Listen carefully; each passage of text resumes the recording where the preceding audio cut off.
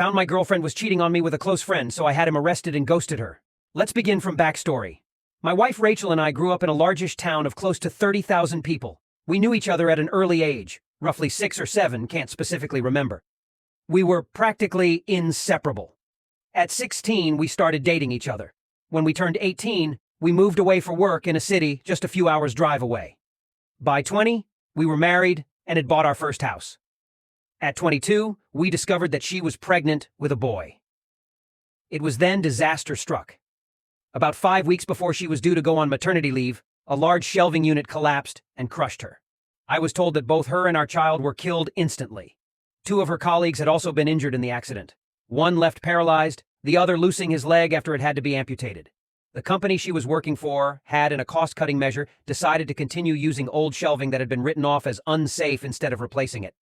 I still haven't quite forgiven those executives and management personnel that made that decision because they cut short the love of my life as well as killing our unborn child.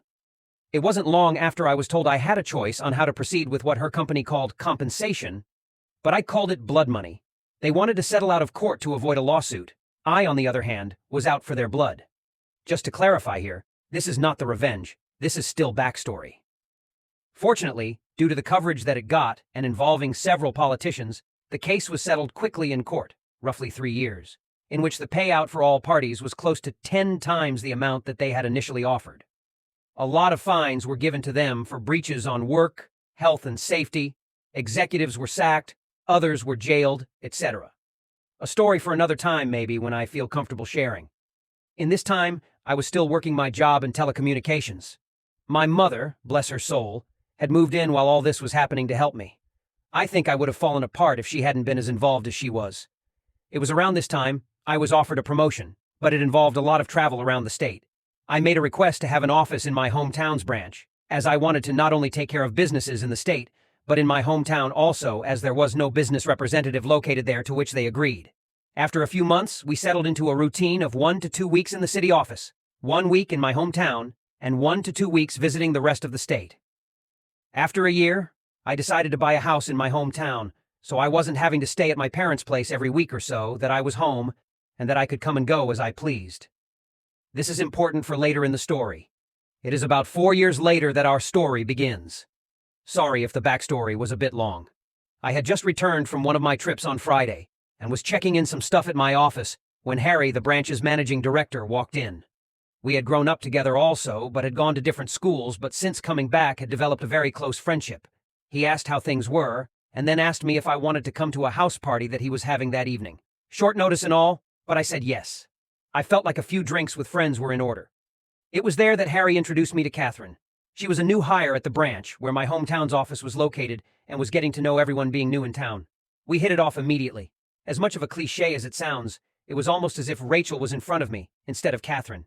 I won't bore you too much with the details, but after 2 years of dating, we decided to take the next step, and she moved into my hometown's house. Everything up to this point had been going really well. Catherine and my parents got along, and Rachel's parents also approved, and were happy that someone could make me just as happy as Rachel had done. All was going well for close to a year when things began to change. Skype sessions were cut short suddenly. Neighbors would tell me about how a car, described to me like it was Harry's, was always seen parked in the back alley near my house whenever I was away. Some clothes that weren't mine were in my wardrobe. All signs pointed to her cheating, but she said that nothing was happening. She said that Harry would come over occasionally to discuss business, etc., but never stayed the night. I chalked it up to me being paranoid and continued on as if nothing was wrong. But there was always this feeling that something wasn't right. It was close to 6 months after that I discovered that she had been lying to me. I had just finished closing a rather large contract with a new company, and negotiations had wrapped up earlier than I had anticipated. So instead of sticking around for the next few days, I decided to pay for an early flight home and surprise everyone. Fast forward a few hours and I drive into my hometown and down the alley behind my house so that I could get into the house without being seen and surprise Catherine. Some part of me was curious, however, as to whether this mystery car was there. Sure enough, there was a car that was blocking the back entrance gate. I was confused for a moment, wondering if it had just been a neglectful neighbor parking, only to realize that it was indeed Harry's car. If it hadn't been for the high hedge line that I had put in a few years back for privacy, I may have well driven past my own place. Pulling up behind his car, I got out and thought it was strange that he was there so late, as she claimed that he always had left by now. As I approached the back of the house, I saw something that's stomach drop.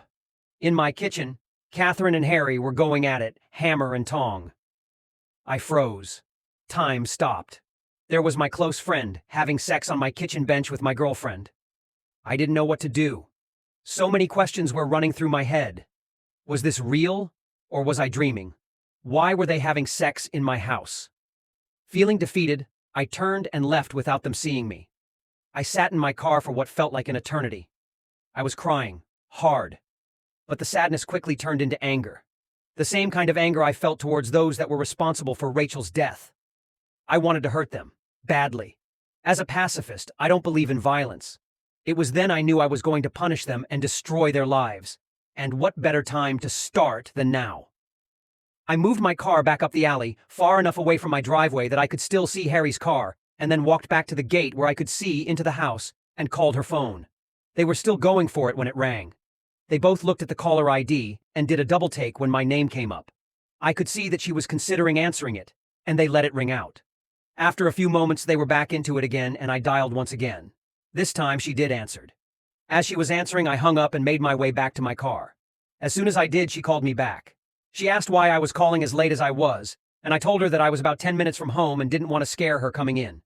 She obviously was shocked and acted happy that I was coming, and the call ended very quickly after she said she was going to get up and get changed into something.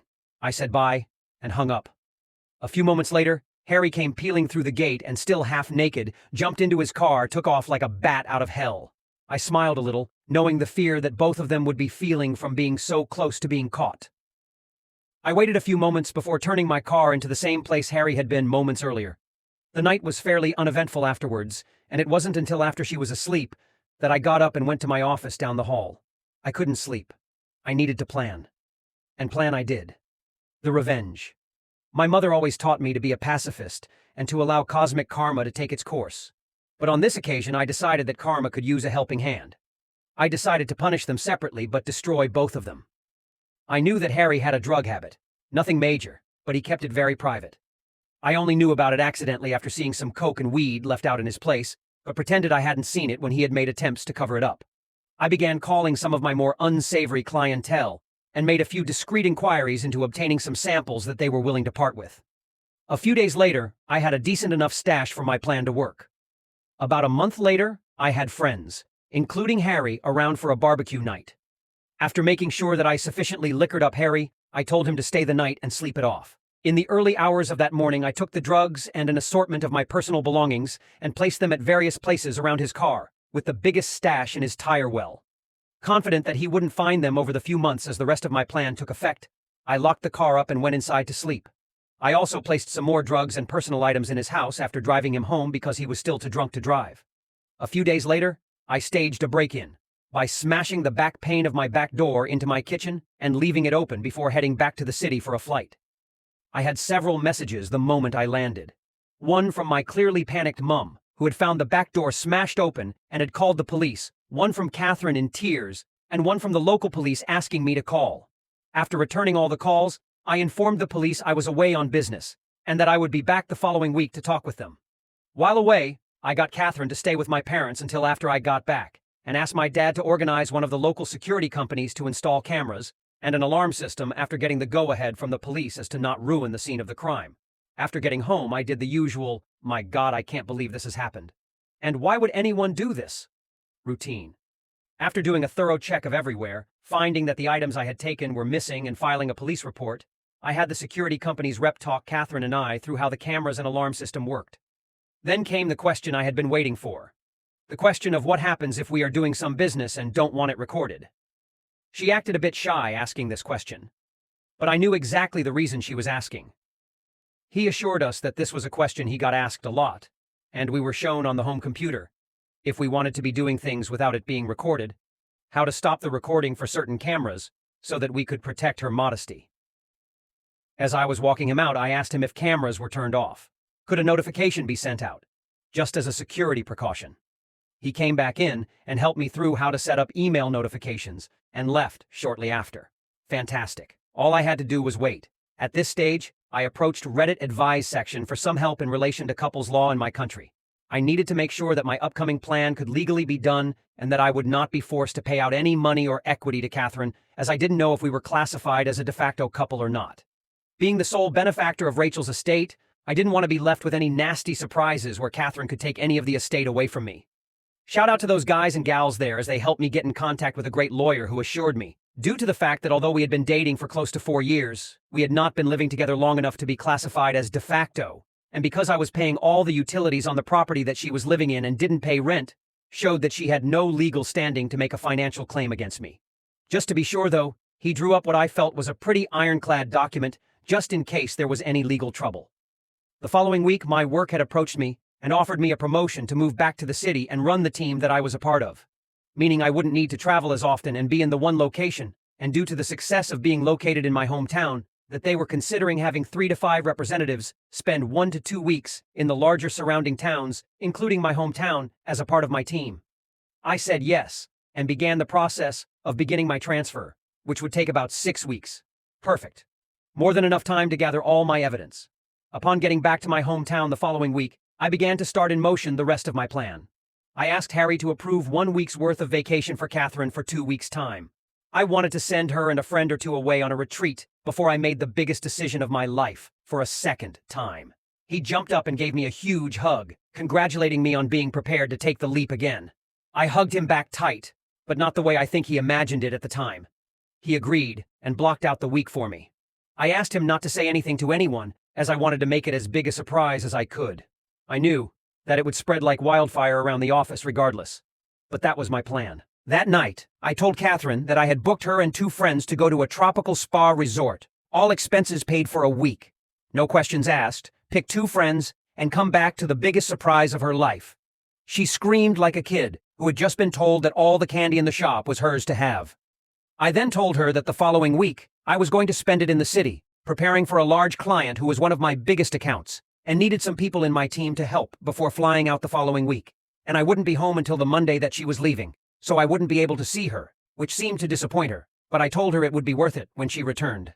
What I failed to tell her was that I had decided to take 2 weeks vacation on the other side of the country, mentally preparing myself for the shitstorm that was about to erupt the moment she stepped foot on the plane, as well as enjoying my first stage of freedom. On Sunday, 2 weeks later, I flew back and began driving home. Once getting there, I'd done a quick pass by my house, and sure enough, Harry's car was there. Like the first night I had caught them, I parked a little ways back and checked the cameras. Asleep. In my bed. No surprise, honestly, as I had recorded them constantly do this over the 2 weeks I had been away. I then made my first call to the police, blocking my caller ID. I told them that I was one of my neighbors and saw someone hanging around in their car in the alley behind my house, and occasionally passing something through windows to passing cars while also looking into my yard, and I was concerned that they were dealing drugs and or going to break into someone's property. I gave them his license plate and description. They said they would have someone there in a few minutes, so I thanked them and hung up. I then called Catherine and told her I was about 10 minutes from home and that I knew she was flying out tomorrow, but desperately wanted to surprise her. Looking back at the footage now, I laugh at the commotion that I am surprised I didn't hear.